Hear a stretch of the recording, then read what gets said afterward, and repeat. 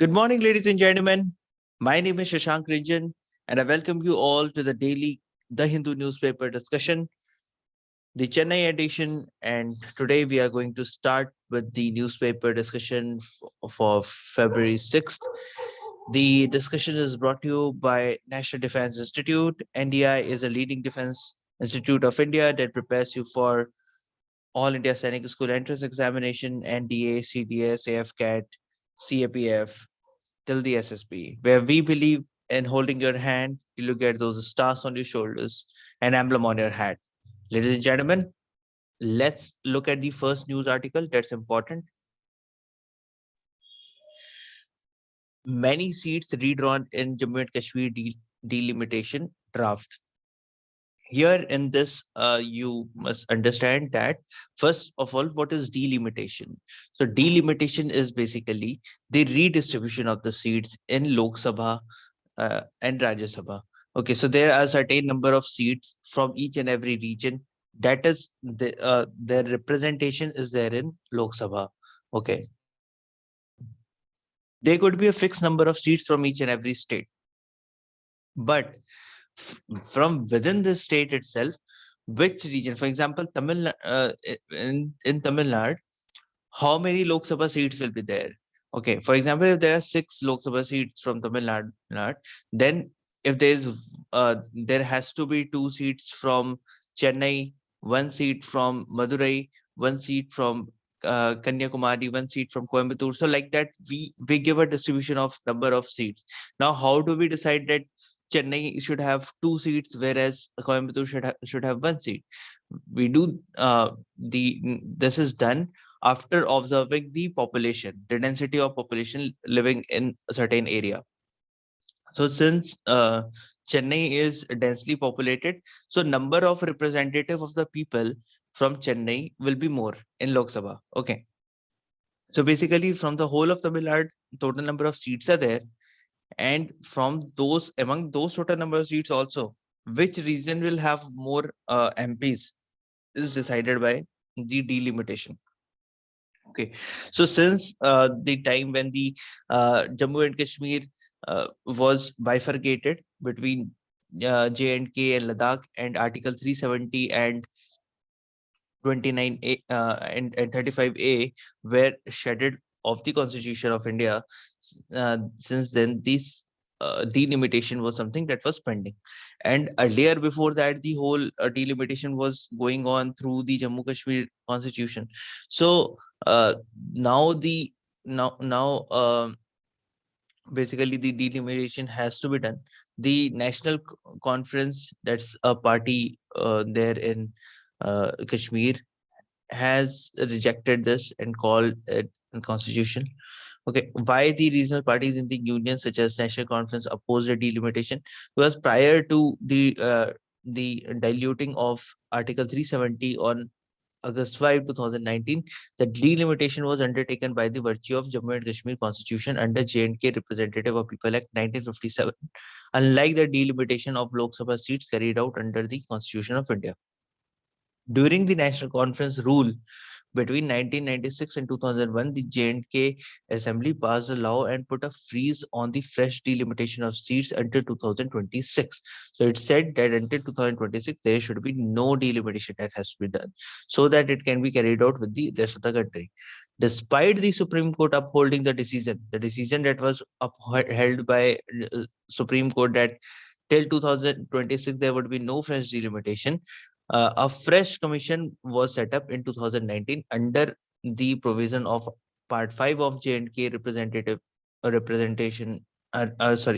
Reorganization Act 2019, and it was decided to consider the 2011 census figure and not the 2021 census figure without giving a reason. All right, so so this was done basically, and that is why the National Conference is saying that it's unconstitutional, because already Supreme Court has upheld the decision that till 2026 there should be no delimitation. But why government wants to do it, and that too government wants to do it using the population census of 2011. But most important thing here for us to understand from our exams perspective is that, first of all, what delimitation is. Okay, that's number one. Number two that you should know is the name of the commission. So because this becomes very, very important, that you should know that the commission which is there for delimitation is headed by Supreme Court Judge Justice Ranjana Desai. Okay, retired Supreme Court Judge Justice Ranjana Desai. So it's Ranjana Desai Commission. Remember this name. Ranjana Desai Commission recently constituted for the delimitation of seats in Jammu and Kashmir. Okay, so this question may come in your examination. So from your exam's perspective, this becomes very important. All right, there's nothing more in page number 1. So there are very less news today. Let's move to page number 9. And on page number 9, we see that there is there is this one news which is important. This Sariska wears the stripes of success. Okay, so with this, we know that stripes. First of all, fine. With this word stripes, I remember one thing. So earlier in the examination, there was one question, M stripes. What is M stripes? So M stripes is basically a kind of a instrument that are used recently for counting the number of tigers, identifying different tigers, because you see, like how we have the thumb impression that we take. The thumb impression has different pattern for different individual, right?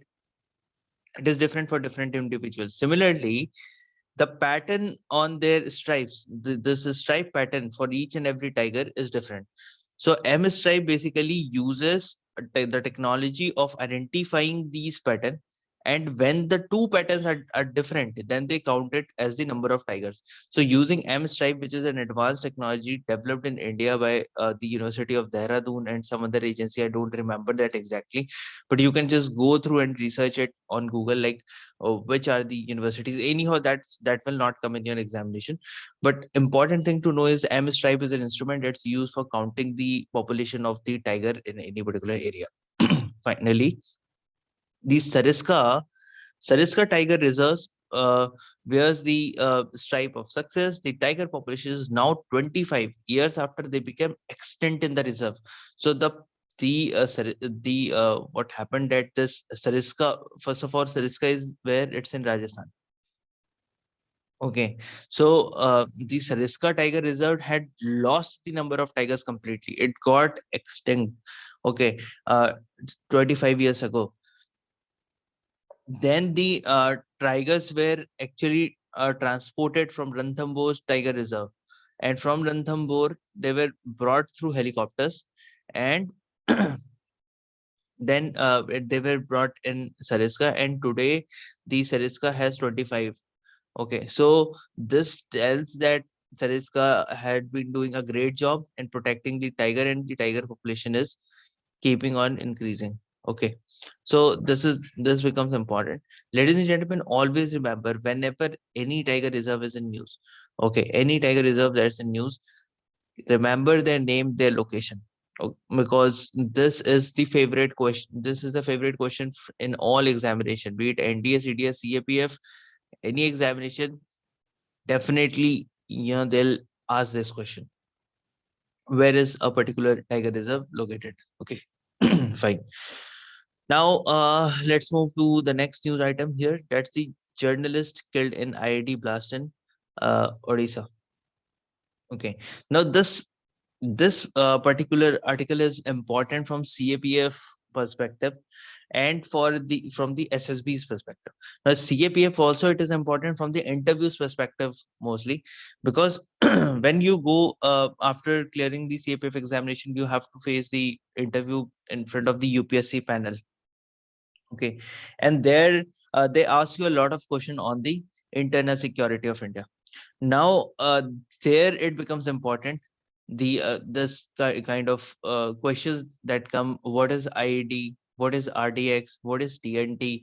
These are the kind of things that keeps coming in news. But how focused are you to understand that what these things are? Okay, so that becomes important. Ladies and gentlemen, see, the explosives are basically IED is one very, very favorite explosive of all the militants and the insurgents and Maoists. Right? Why? Because transportation of IED is very, very easy. See, IED basically consists of four parts. Okay, one is fuse, another is wire, and there is detonator, and another is switch. You just need these four things, and you are done. IED can be made. Okay, you can say that. Okay, you can okay, leave wire here. Let's put container, and fuse and wire can be put in one group. Okay, so four parts: fuse and wire, container, detonator, and switches. Fine. You can take any container, be it a cooker, okay, the pressure cooker that we use at home. Okay, that cooker, you can take any tiffin box, you can take anything. In that, simply you have to put detonator. This detonator will also be a kind of those detonators which can be used by the cracker factories. Simple detonators would be there. There would be these detonators could be used for the for when we uh, for when we try to make mines, and we try to make a hole in the ground, or we want to blast off of any cave, blast off any mountain to make any cave for constructing of road. Then we use dynamites, right? So these explosives are of that nature. Basically, it can be used in daily life, and it is not banned by government, basically, because it has multitude of usage. Okay, so that's why these detonators are these explosives are very easy. Okay, and to be kept with yourself. And then you need switches and fuse wires. That's it. Now all these things four carried together will create a suspicion in mind of police. So what do these next slides do? They do. Some people carry fuse and wire with them, some people carry container with them, some people carry these detonators, some people carry switches with them. All the four different people will carry the four different things. They can easily pass through the police checkpoints. Later they'll come to one place, they will assemble it all together, and then they will put it at one place. Now these next lights have light LMGs, light machine gun, heavy machine gun, but although they have all the different kind of weapons from AK to SLRs and whatnot, they use all the different kind of weapons. But then uh, their favorite is these detonators that are why? Because they'll have to come face to face. When if they want to use LMGs or AKs, then they'll have to come face to face with the armed forces, basically the CRPF. Okay. And they do not want to do that. The reason being that there's more risk to their lives as well, right? And also the life of their loved ones. So that's why they use this detonators and IEDs mostly. They can also with using the IED, with the bullets they can kill one soldier, two soldier, three soldier, but the whole company can be blown up using the IED. So that's why they use IEDs. This is the most favorite thing for them. Fine.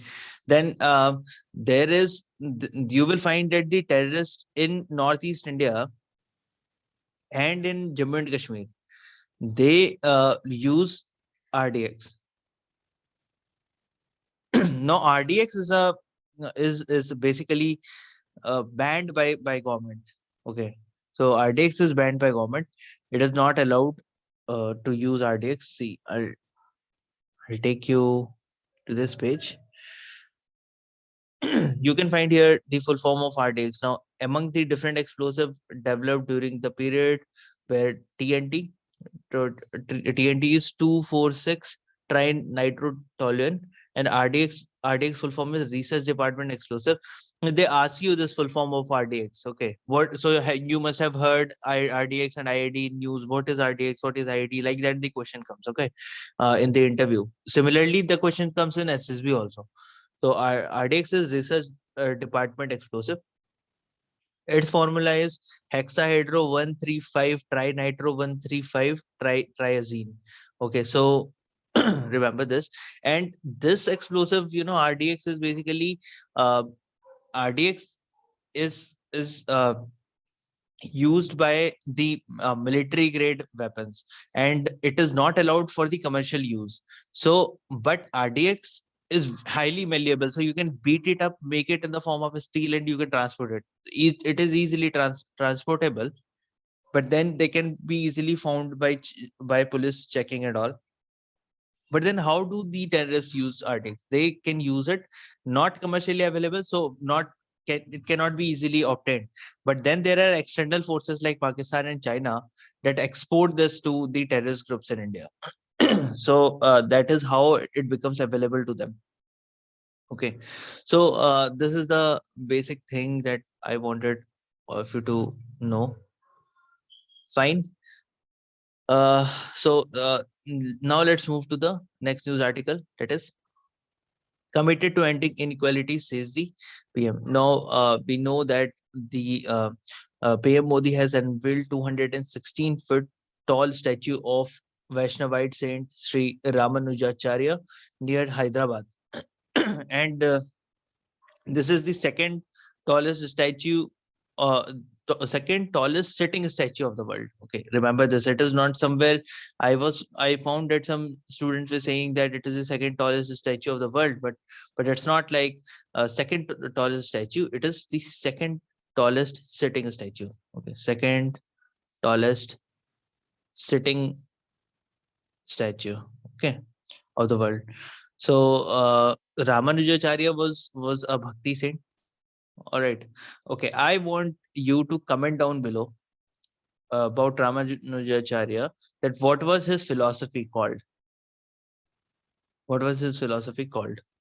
Okay. So what was the philosophy of Ramanujacharya called? And Ramanujacharya during that time, it was like, it was a revolutionary idea that Ramanujacharya during that time was saying that there must be each and every person in the society must be treated equal. Okay, whether that person belongs to any caste, religion, creed, doesn't mean anything. All of us are human beings and all should be treated equally. So coming up with such a great idea is something very, it's a very different thing, was revolutionary during that time. There are many followers of Ramanujacharya since 2014. The money was out, and I mean the money by money was out. I mean the open the trusted open itself for donation, and till 2017 it created a wealth of 1,000 crore. Okay, and using this 1,000 crore amount, this statue was found. So government has not given money for this construction of the statue. It has completely come from the donations. Now, Sri Ramanujacharya has the devotees all across the world. They are in USA, UK, big countries. So they all gave money. Money came from donations, and then this statue was finally built. So 1,000 crore rupees was spent for 1,000 years of his birth anniversary. Okay, so that's great. So this is something important. You can go through the whole article and read about him. Fine, because this year the question definitely will come from Sri Ramanujacharya. Fine. Let's now move to the next news article. So, ladies and gentlemen, the next news article that's important from exams perspective is Center to form FPO with small farmers. Okay, so Prime Minister says the country committed to achieving net zero by 2070 to tackle the climate change. Now, Prime Minister says that they are committed to achieving the net zero by 2070. What is this net zero? Net zero basically is net zero carbon emission. Does that mean that we are not going to generate any carbon dioxide? Answer is no. By net zero, it means that if suppose 100 metric ton, okay, just 1 second. Yeah. So if suppose 100 metric ton of CO2 is going to be emitted in the atmosphere, then the same 100 metric ton of CO2 will also get absorbed from the atmosphere using the trees or other green infra setups. Okay. So basically, it would be a net zero. That is, whatever will be emitted will also be getting absorbed. So by the year 2070, Government of India targets to achieve net zero carbon emission. Okay. The center says that it will form FPOs is something interesting, because you should know this term. What is FPO? When the government comes up with this kind of a term, now government says that, get here, it says Prime Minister Narendra Modi stated that the union government is resolved to mobilize small farmers into farmer producers organization, FPOs, farmers producer organization, to make them influential market forces in the years to come to improve their income by developing agriculture value chain. So basically, like how the cooperatives like Avin work. Okay, like we have Avin, right? Now, Avin, how it works is like it's a basically a group, a kind of a cooperative of various milk producers. That is the farmers. Now, the milk is collected by Avin from different villages across Tamil Nadu, and all this milk is brought and deposited to one place, and that one place produces in the big industries which is going combined together, produces various milk products, and then they are sold at the Avin outlets, and people purchase it, enjoy the Avin product, right? In that way, the farmers start getting a constant income, because they know that whether anybody will buy my milk or not, Avin is there that's going to buy our milk, and we are going to produce, generate income out of it, right? So similarly, if there are FPOs, like farmer producers organization, then in that case, it will work as a cooperative. Each and every farmer will have their own market force. So no APMC required, no MSP is required, nothing would be required. Government would be, you know, empowering the farmers organization in themselves, so that they could form a cooperative to sell all the rice at this price to some agency, or they will make a agency by their own, and they will say that whoever wants to buy rice from farmer, you will have to pay this much rupees. Today, any individual can go to a farmer and say that, hey, I want to buy the rice for this much. The farmer is forced to give them, because there is no one else to buy their rice. But if the farmers make club their group together and say that, you know, we want to sell it at this price, now if anybody wants to buy it, you have to buy at this price, then in that case, unity among farmers will come. The price will be decided by one organization, and FPOs will be the a private firm owned by the farmers themselves. So this will empower the farmers in themselves. So basically, this was an interesting thing which he said. Fine. So that's the important news in this page number. Let's now move to the next page number and see any other important news. Ladies and gentlemen, next news that's important from exams perspective is on page number 11, India risk being edged out of patent waiver plan at WTO. Now, India and South Africa, they are asking for the patent waiver at WTO. What is patent basically? So patents are basically, the patents are filed whenever there's a new research or development that takes place. And if there's a company A that comes up, for example, there's a medicine that they create, and that medicine has any medicine, okay, be it let us consider a tablet. Now, in any medicine there will be two agent, one will be active agent and another will be a passive agent. Okay, now this active agent will give the property to this medicine, like the main chemical, okay, which gives it the which protects it against any kind of disease for which we are having this tablet. The passive agent gives color to it, taste to it, smell to it. Okay, so that's the passive agent. So there are two kind of agents in any tablet. Now the patents are filed basically for this, and there is also an issue of evergreening of patent. What is this evergreening of patent? What happens is this company A that comes up with a medicine. It has an active agent and a passive agent. Okay. Now what this company does is, for 5 years, there is a kind of patent that they filed it. Okay, we have come up with this particular medicine for the first time in the world, and now we hold the right to gain all the profit out of it, because they have come up with the research. Definitely they have done a commendable job. Now they should get rewarded. They are private player, they are businessmen, they want to make profit, and that is why they did this research, right? So what these companies do, they file a patent for 5 years at WTO. So WTO has something called TRIPS agreement.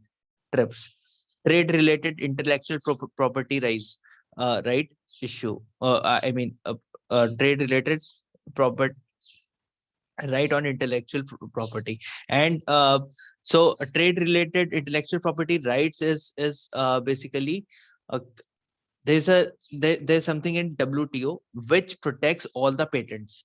Now, what these companies do is, after every 5 years, they'll change this passive agent. That is, the active agent will remain same. First, they will name this medicine as, I'm just giving you a simple name. Let's consider they'll give this name something called paracetamol.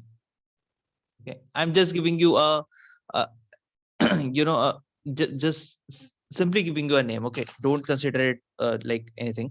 Okay, so it's paracetamol. After 5 years, they give to the same medicine the name Dolo. Okay, now active agent will remain same, the chemical will remain same. Just what they'll do, they'll change the passive agent. They'll come up with a different tablet with which have a different color, taste, and everything. They'll say that, okay, this tablet has a different color, taste, and this, but this tablet is more powerful than the earlier tablet. And when this tablet is more powerful than the earlier tablet, then we want to file 5 years more patent. The same company will come with another name, with another brand, with other, I mean, another color, taste, and this. So this is known as evergreening of patent. Now, India and other various countries have filed this complaints against the WTO, and they say that this should stop.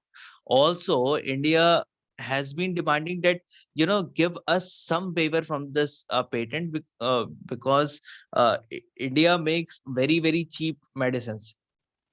Now, if the private player, they make medicines, then the population of India, which is already very poor, they require medicines. And if you give us a kind of a kind of a waiver from these patent, that for 5 years nobody can copy the formula. If you give us a waiver, if we can copy the formula of the medicines that are created by the private individual, we would be able to serve the people of India as well as the poor population of the world. So basically, WTO may not allow India and South Africa's this request.